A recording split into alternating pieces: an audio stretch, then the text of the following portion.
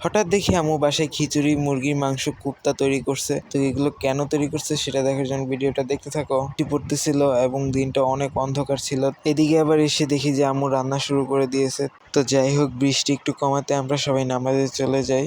তো নামাজ পড়ে এসে দেখি যে অলরেডি আম্মু কোপ্তা তৈরি করে ফেলছে। তো কোপ্তাটা খাবো, আমরা খেয়ে আর কি দেখবো কিরকম হয়েছে। তো আমি ফার্স্টে খাই, খাওয়ার পর দেখি এত মজা হয়েছে। তারপর আমার ছোট ভাই নিচে নিয়ে পরে ফাইজলামি করতেছিল, মজা করতেছিল, ওর কাছেও ভালো লাগছিল। ছিল অনেক এবং দিনটা খুবই অন্ধকার ছিল, তার কারণে খিচুড়ি রান্না করতে বলছিলাম, খিচুড়ি রান্না করছে। বাট এখন কোনো বৃষ্টি নেই, দিনও ফর্সা হয়ে গেছে, কোনো বৃষ্টি নেই এখন। মানে বৃষ্টি টাইমে যে খাইতে যে মজাটা লাগবে সেটা আর এখন লাগবে না।